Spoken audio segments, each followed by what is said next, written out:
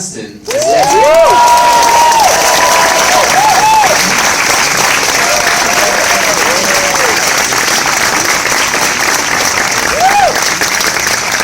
We have the writer, director, and producer of the film, Jennifer Fox.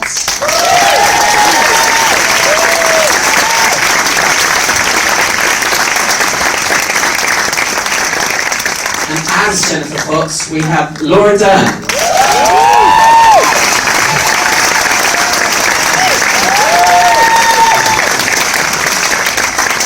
As her partner Martin, Common.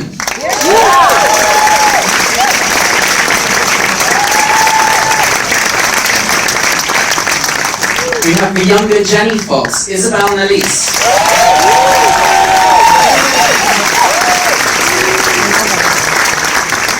And last but by no means least, we have as Bill, Jason Ritter.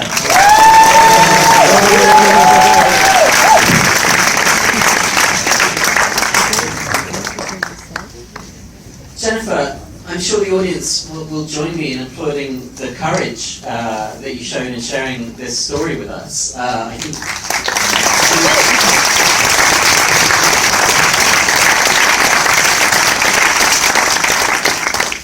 what you've done here is created something, a kind of a new paradigm here. This is a narrative feature film, but it's an incredible piece of memoir. Tell me the brief history of developing it, why it was necessary to tell this story in this format for you. Well, I think you can see from the film that I wanted to tell it since I was 13 and I wrote the tale. And the tale that both Laura and Isabelle read is the real tale that I wrote. Mm-hmm. So you're hearing real words. And then, as I became a filmmaker, I always thought, oh, I want to make this film. But it wasn't until I was in my 40s that suddenly what I called a relationship, all of a sudden I realized it was abuse. And it was talking to other women around the world and hearing my story back to me that all of a sudden there was a shift. And that's when I said, okay, now I'm ready. And then it took me years to write it because it was such a complicated telling. And it's really more about the stories we tell ourselves to survive and why we need to tell ourselves stories. There's so many things that are too heavy to deal with when you're younger that it takes till maturity to be able to face. And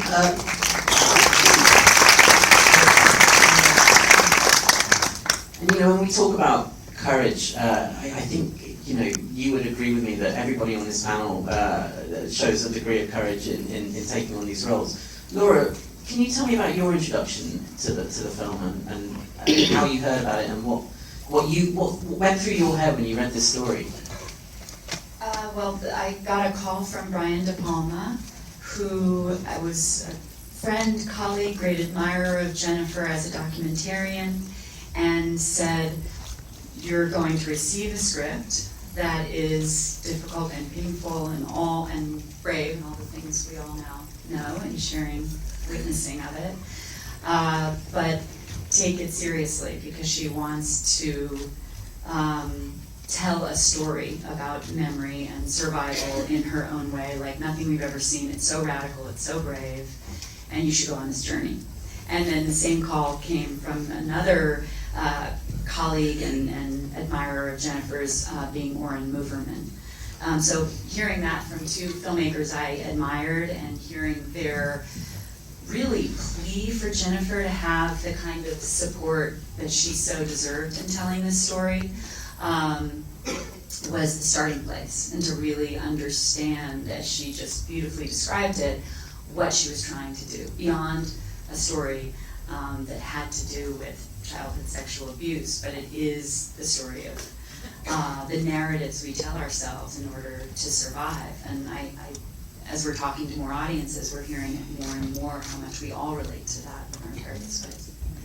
This is, Jennifer, the first film you've ever had to cast, and I wonder what that experience was like for you and how complicated it was to cast these roles.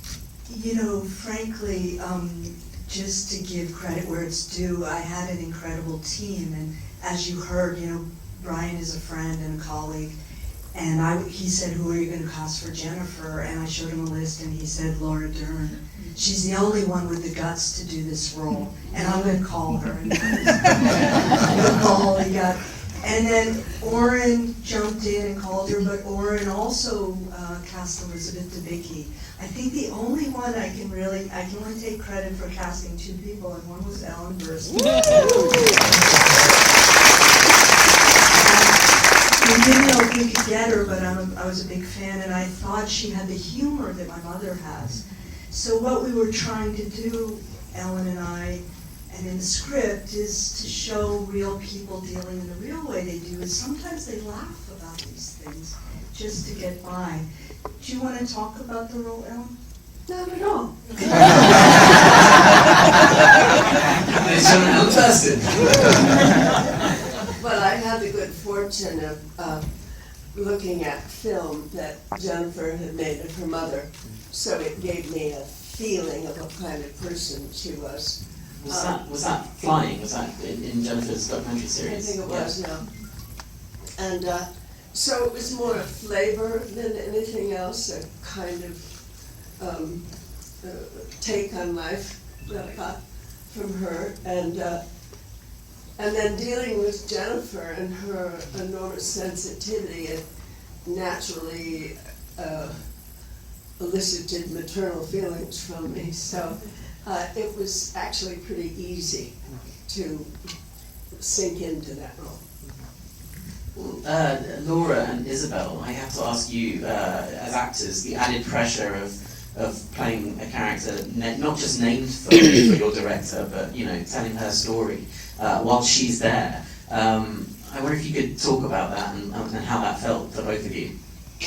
Okay, well, actually, I kind of liked it because it's not just someone you make up, it's really from Jennifer's memories, and anytime I had a question, I just asked Jennifer, and she just she thought about it, and she's like when how she remembers it, and she tells me that's how I remember it, and then I just pick up from that and I just do it, and I really liked it. I like Jennifer a lot, so being her was really great. What about you, Laura? Do you like Jennifer a lot as well? I do. and I want to speak to Isabelle's wisdom and maturity, and her parents, who were remarkable in walking through this entire experience and really holding hands with Jennifer in this process. For me, it had its own intimacy, but for the two of them, it was a whole different experience. And so I learned so much from watching your bravery and boldness. So it was a beautiful thing to see. I just want to say something about Isabelle, because we looked all over America for the right person to play Jenny. Once Laura was cast, and Laura came on about 1.5 years before any financing was on. So when you talk about courage, everybody on the cast had enormous courage. It was years before the Me Too movement and Time's Up. So this was really radical, this film. It was a taboo. So everyone on the team took a real leap of faith, and then working with me as a new fiction filmmaker was really a leap of faith. But in terms of Isabelle, we looked all over America, and my casting agent Matthew Maisto and I, we auditioned children everywhere, and we really couldn't find her, because we were looking to find someone like I was, who was 13 but really looked like an 11 or 9-year-old boy. Really immature. You. You were perfect! Wow, Jen, So what I was trying to say was, everyone we cast we looked at was either too Disneyfied or they were too mature. Isabelle was 11 playing this role. She's 14 now.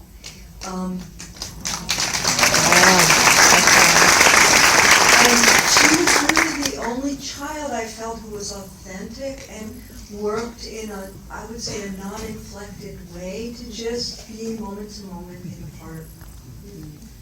Isabelle, while we're on this particular topic, I mean, there are some extraordinarily difficult scenes in the film.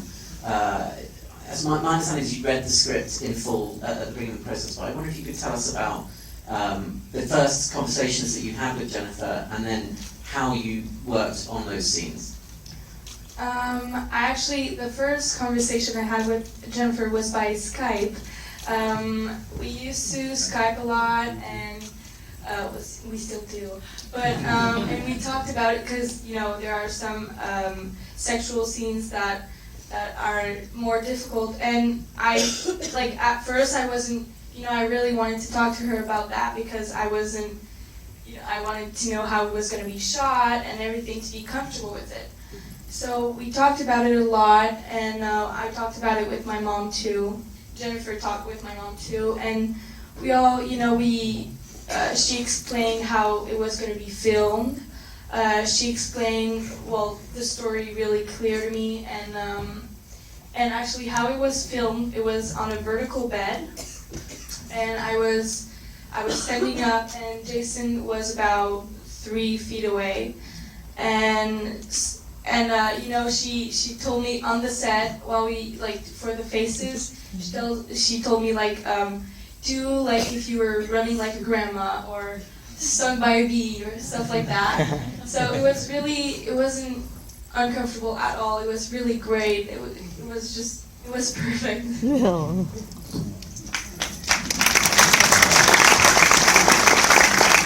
Jason, I'd love to ask about your experience. First of all, what it was about this character. Because we know you as such a lovely man. This is a again going back to courage, an incredibly brave role to take on. Yeah.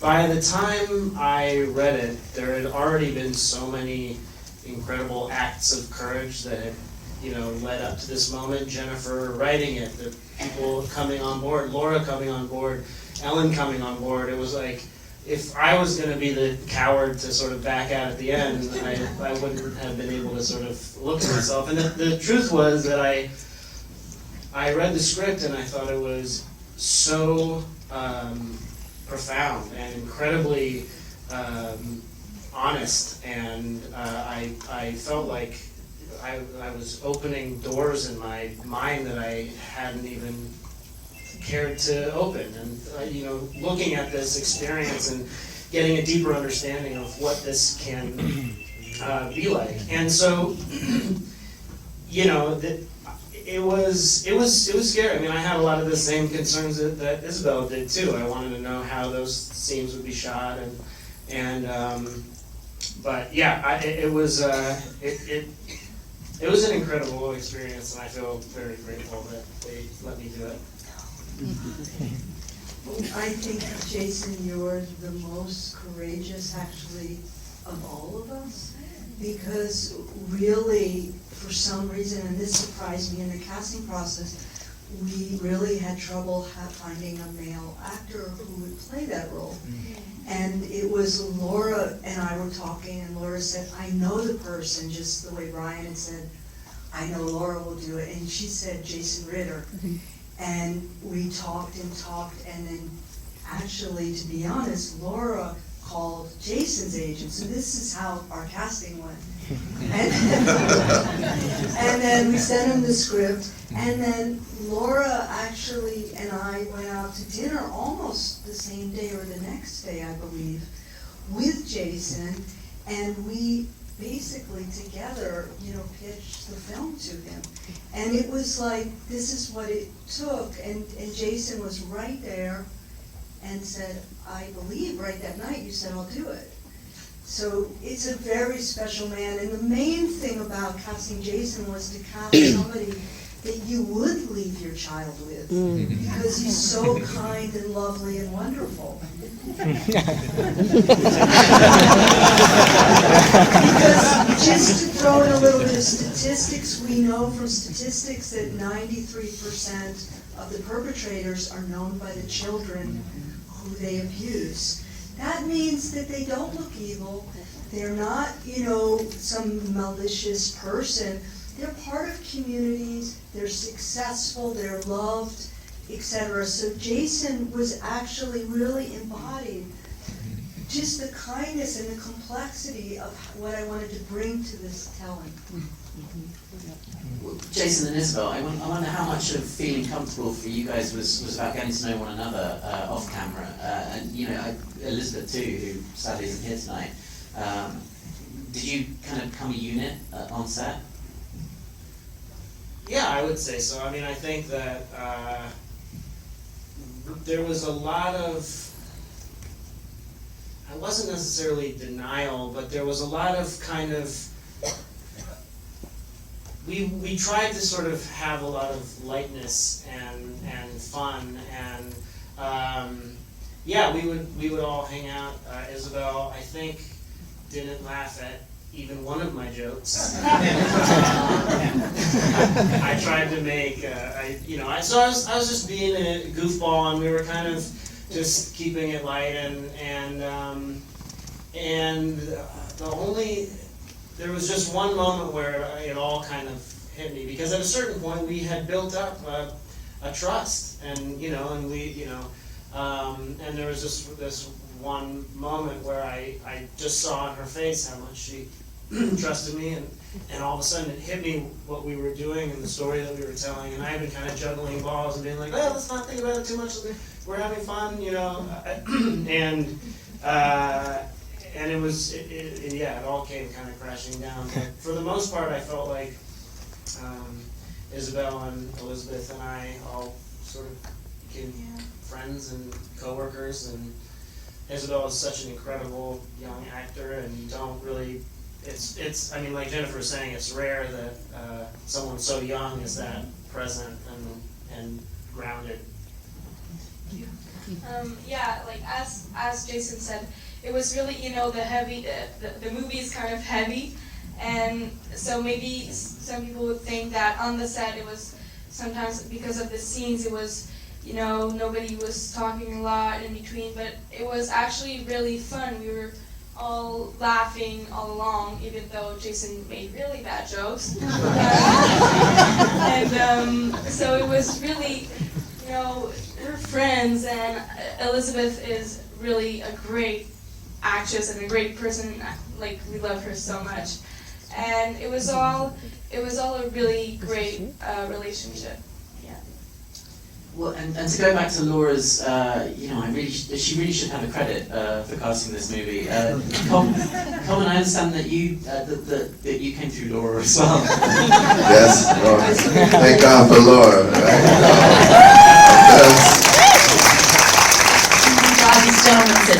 No, so I get the call from Laura because Laura and I have worked with a master teacher named Sandra Seacat, and she is Laura is just one of the greatest actresses that we've ever seen.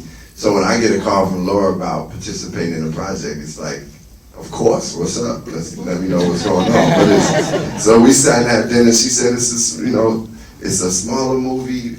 This is all about the heart. And I got the script, and when I read it, I thought it was very beautifully written. And I'm a stickler for words and writing.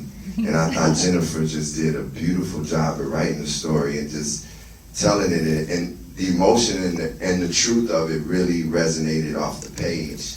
So I was really excited about it, and when Laura said, okay, well, man, we want you to play this role of Martin, I was in. Laura could say, do whatever. I'm like, okay, I'll do it. But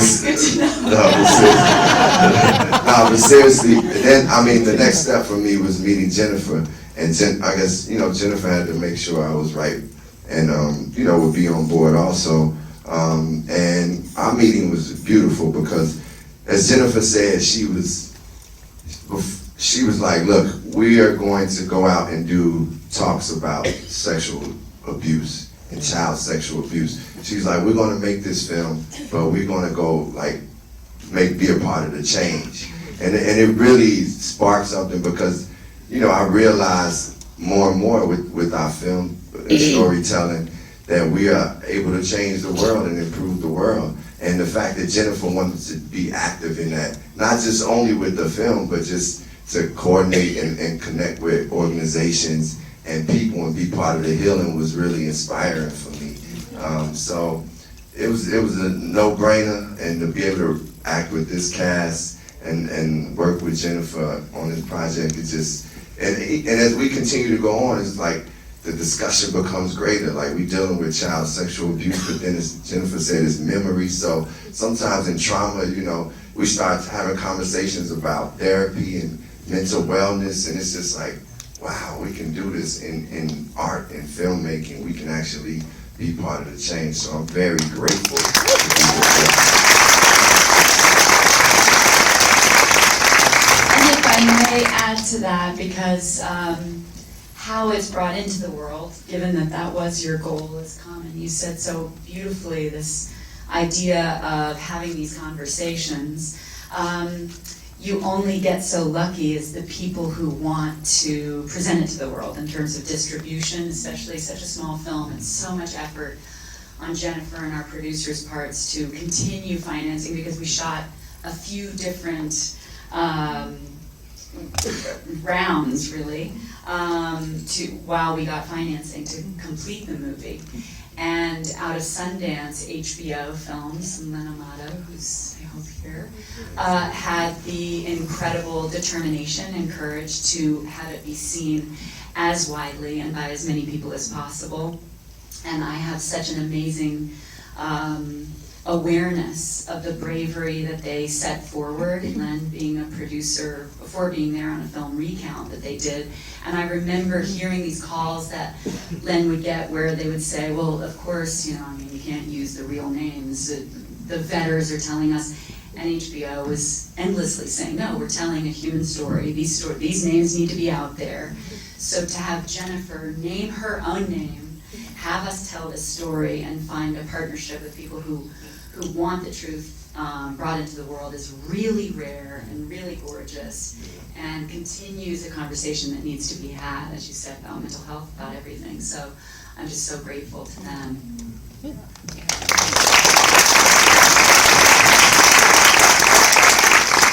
I think something that marks out the film so much as memoir as opposed to, you know, narrative fiction is in the roles of Nettie and Martin, who you know, for different reasons push. Well, I mean, Nettie pushes Jennifer to follow this thread, to find the truth in a really interesting way, presumably because she's struggling with having not known about this at the time, right? Well, there was this scene that didn't end up in the film at the beginning, where I find the letter, where I'm kind of cleaning out the attic, and I find the letter and read it. And, you know, how shocking it must be for a mother to read a letter about a sexual relationship written by her daughter when she was 13. You know, and very explicitly and well written. I mean, Jennifer likes to say she got an A on the story. It's true. It's true.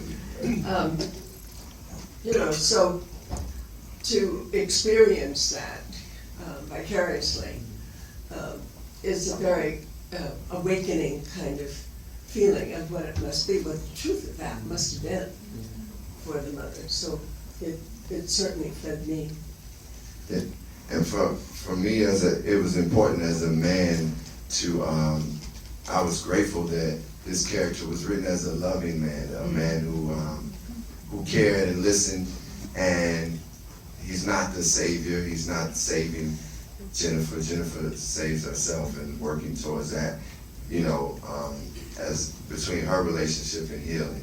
But as somebody in somebody's life that you care about, you want to be a support, you want to, and even if you don't have all the answers, you just want to, like, try to give them the comfort, try to give them the strength that, like, one thing I liked about Martin, he wasn't like just backing down and just, like, you couldn't just kick him over. but he cared, but he tried to, give her everything, give, Jennifer everything that he could that he thought could be healing towards her and supporting towards her. And I thought it was important to see a man in that way because, obviously the other side of men that we see in the film is not good, and and it's something when you have somebody going through something in your life, whether it is something as traumatic as this or something even less, you just try to figure out how can you support them, how can you be the best. And then like one thing that Martin said, which goes back to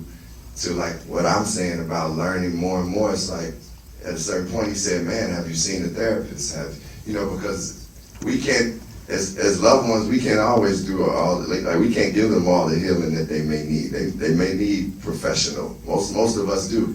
And I think, that discussion is something that I was grateful like that Martin put that out there, but now even more, especially, coming from the communities of color, we don't talk about mental wellness as much. We don't talk about therapy. And a lot of men don't do it either. So the fact that we had that aspect in the character I really loved. And I just loved that he was a loving human being and trying to support and didn't know everything, but he tried to give it his all, That's one of my favorite parts of the film, is that character. That's a character you don't see very much, especially by an African-American man, depicted with such compassion and empathy and caring and support. I really loved watching that character. Thank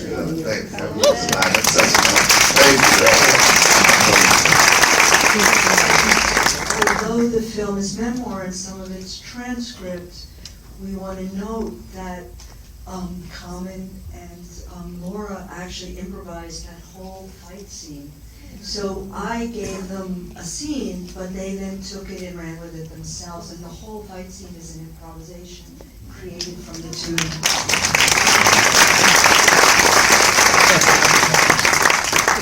Jennifer, we talk I suppose the concept of grooming is so abstract in the press when we read reports of child sexual abuse, and what's so striking in the film are these conversations between Jennifer and Jenny at these two ages, and the language barrier really that separates them. Can you tell me about how those came together? Yeah, for me, any film is a real journey, and if it isn't a journey, I won't make it. So writing the script for me was full of surprises. There were many things I didn't know when I started, and I wrote because I was working on other films for several years. And one of the big surprises was to realize that I thought I was the same person at 13 as I am now, but suddenly I realized that I didn't know her. I didn't know her at all, and that if she and I were to meet today, she would probably hate me because I had crossed over and become an adult, and I would try to save her, and she would think I was getting in her way. And so in order to investigate the character that Isabelle's playing, and in order to investigate the character of myself that Laura's playing, I began to imagine these conversations.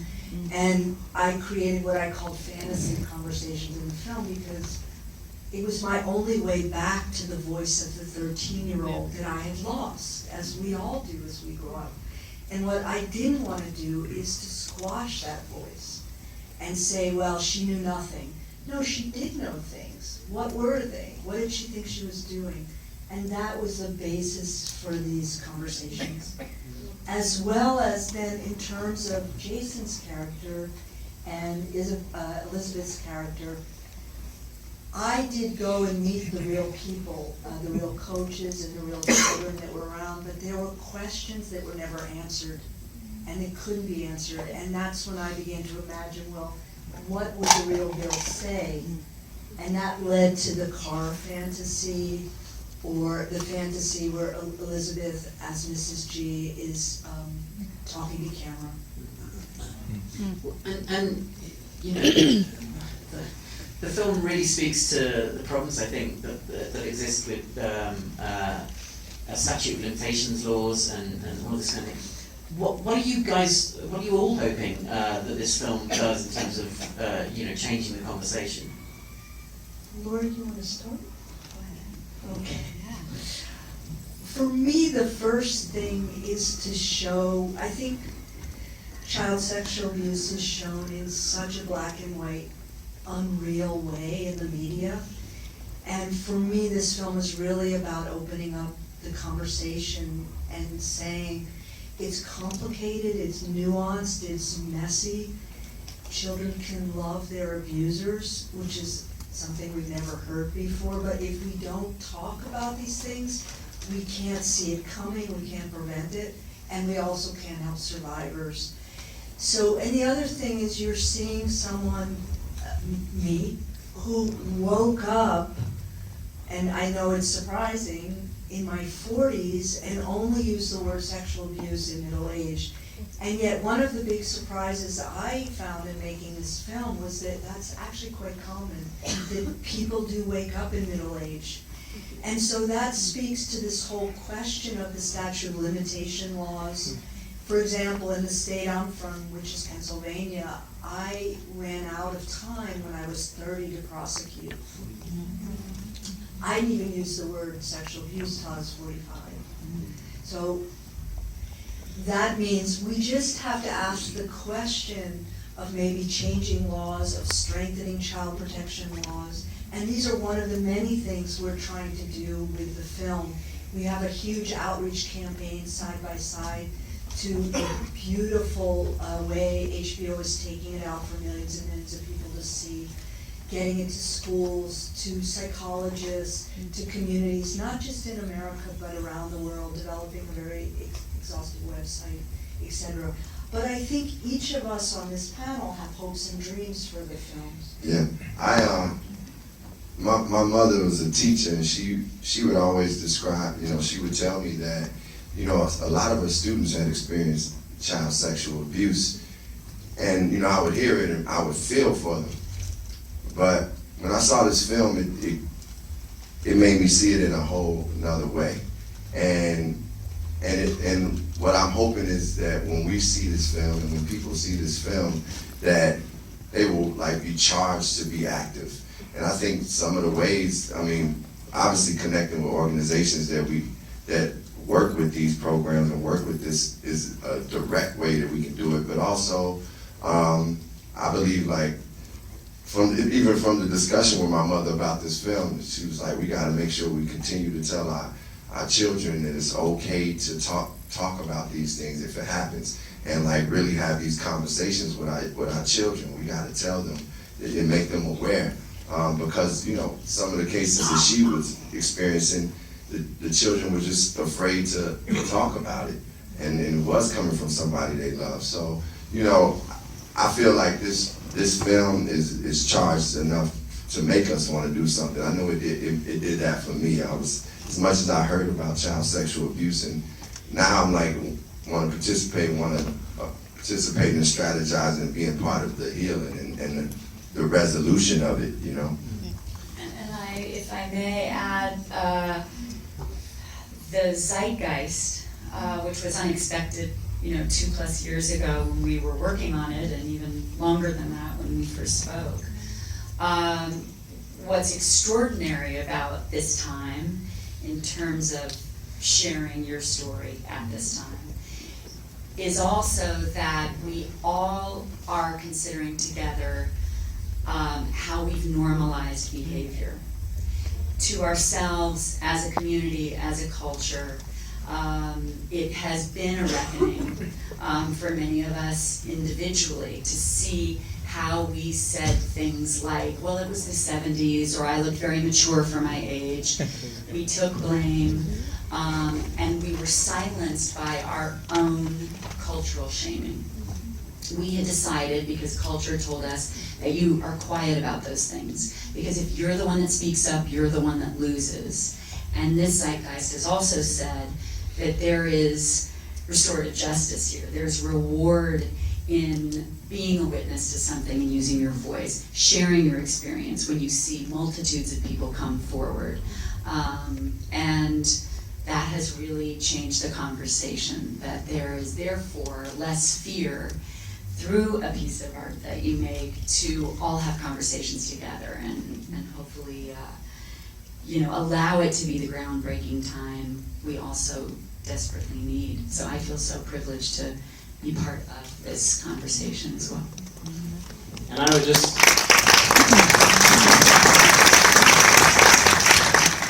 just say that one of the ways in which people have been silenced is these questions that hopefully people maybe mean sincerely, but the result is silencing and quelching. And one of the big questions that people have is, well, why didn't someone come forward sooner? Why didn't they, blah, blah, blah. And one of the ways you combat that, if it's truly coming from a place of ignorance, is you shine a light into some of these stories. And you say, here's one reason why someone doesn't come forward right away. Here's one journey that can take decades. And you start to, again, help kind of understand the conversation so someone doesn't have, so someone thinks before they start asking those questions that aren't really questions. They're more designed as like weapons against people who speak up. So I think that movies like this and telling stories, it can, the more we understand, the more tools we have at our disposal to combat this kind of thing.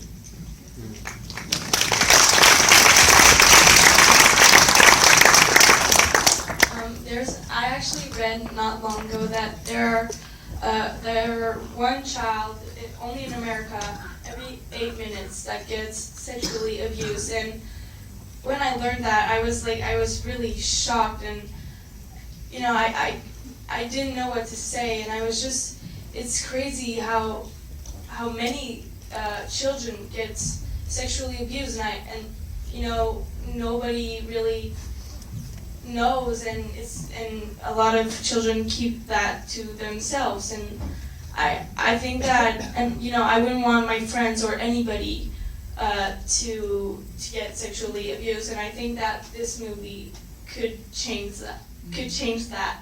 And by people my age, if they got sexually abused, that maybe they will open up more and tell to their parents, or and open up.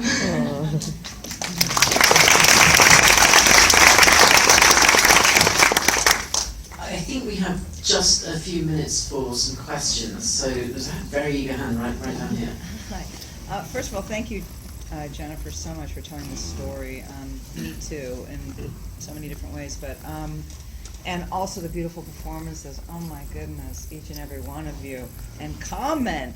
I'm like, I hope Common kicks his ass. When sorry, I know that wasn't part of your movie, but I was like, whisper my friend. My question is that delicate nature that you just brought up, because I thought you also touched on such a perfect storm that was true in my situation, where I come from an abusive family to begin with, so there was nobody. There was so much chaos there. Much less so, actually. I mean, much more in my case, unfortunately, than was in yours, chaotic, at least as you presented it. So, but I think that if I'd seen, and what ended up being my saving grace is if kids at that age had resources and people were talking more than just stranger danger, but I hope kids that age her age can see the film or get this kind of information and realize where there are resources beyond just your parents, because they may not be there. Like for me, it was another 13-year-old girl that posed as the nurse, or she went to the nurse, and it was it came out that way, but I didn't have resources. I had nobody to turn to, and so I really hope that there's, good luck, no, a way of getting the message to also people that age who may not have other resources. And thank you again. Thank you. We're doing everything to get it out, and I think the best thing, as Laura said, is actually HBO, because the more people who see it, the more the conversation. We're really encouraging people to watch it with their friends and family and coworkers and talk. And there's a free viewing guide that we're offering to download starting next week, and have discussions and spread the word. Yeah. We have a question up here in the second row, in the middle there. Yeah. Hi, yeah, my question would be for Jennifer. obviously you said you were in your 40s when it kind of came back to you, and I'm guessing one way of dealing with everything you went through was doing this film. But did you ever seek any professional help? Did you ever seek some sort of a therapist or any professional help? Oh, definitely. I've been in therapy since I was 17, sorry. I've done so much therapy you wouldn't believe it. But what's really interesting is that because I didn't call it sexual abuse, I went through years of therapy without ever talking about it as abuse. No. And so it's really, really important who you work with, but also that you are ready to talk about it.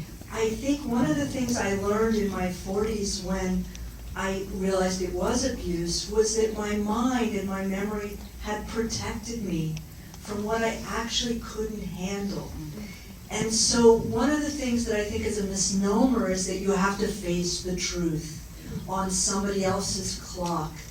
And you really need, people face the truth when they're ready. And it isn't just about sexual abuse, it's about divorce, it's about someone dying whom you love, it's about dealing with poverty, it's many things that are hard to face. We have to allow people to heal in the way they need to. At the same time, I totally believe in therapy. And I think having someone qualified to talk to can be really helpful. Having good friends also, having loved ones, like in the relationship that Laura portrays with Coleman is important, like the relationship with the mother. So I really take the words by any means necessary, you should heal.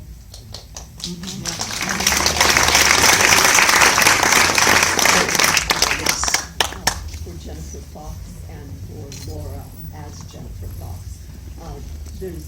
I'm referring to a scene that comes very late in the film where she confronts Bill, the adult, the elderly Bill, as he's being honored for his lifetime's work.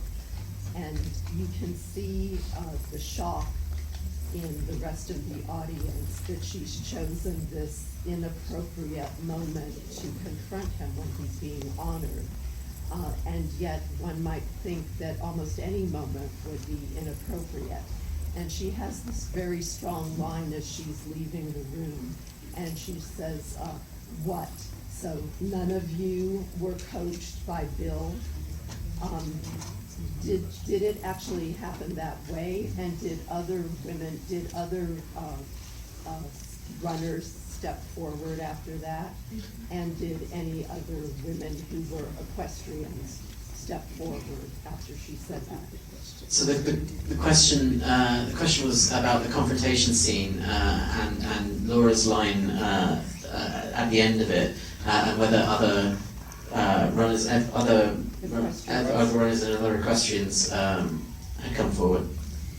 So that scene is an amalgam of truth and fantasy, frankly.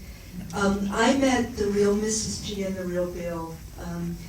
Mrs. G met me many times, and the scenes that are in the film are actually based on exactly what happened and even dialogue.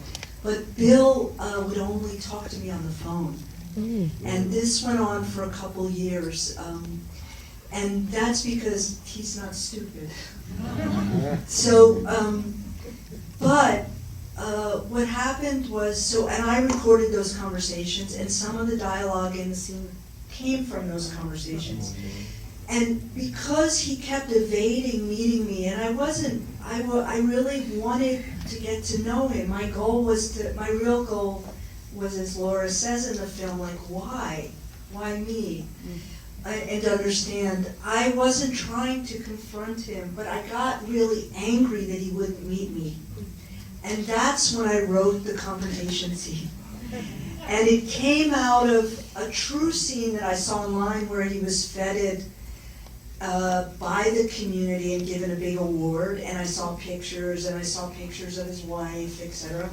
And it came out of bits of dialogue from the real conversation on the phone. Then Mrs. G unfortunately truly passed away, as Dr. G did too.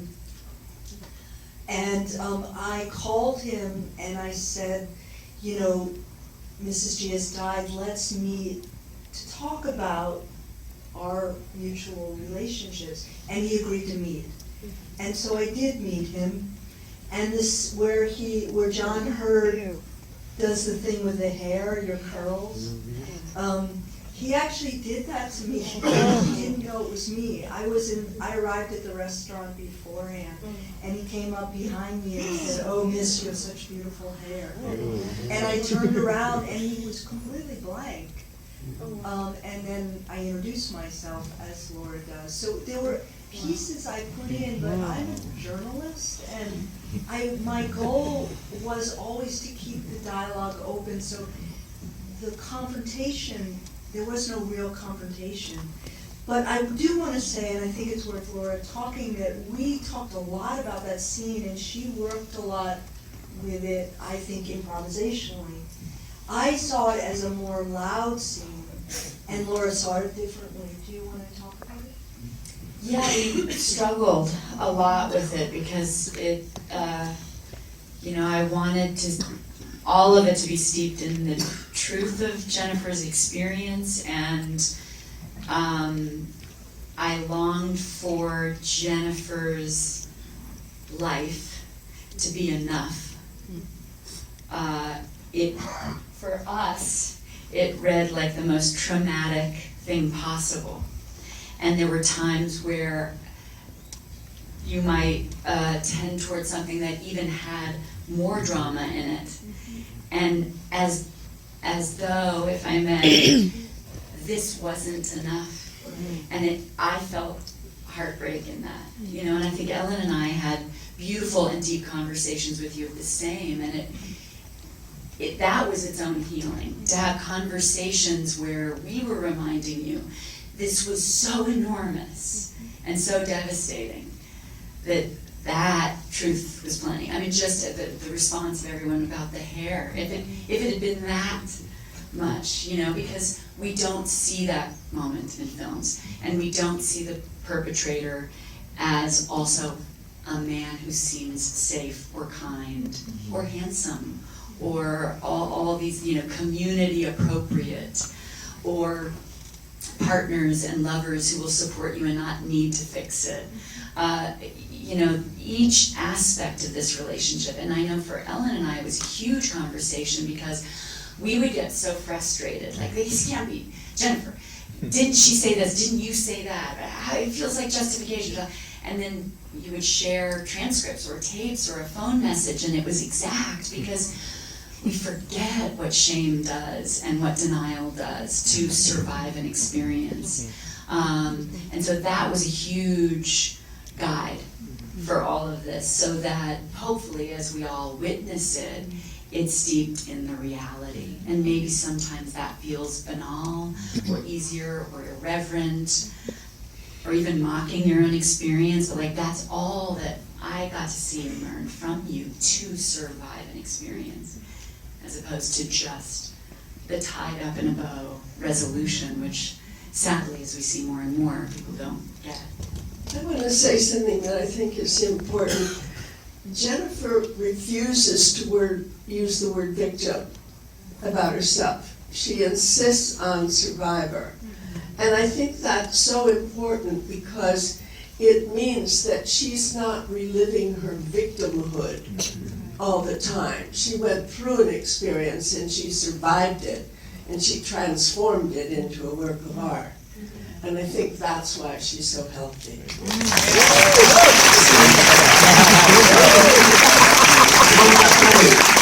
Very absolutely the time we have. Ladies and gentlemen, we're huge fans of HBO films, and a reminder that we do have cards in the lobby if anyone is affected by the issues in this film. Can I ask for your round of applause to thank Jason Ritter, Isabelle Nelisse, Laura Dern, Jennifer Fox, and Burstyn.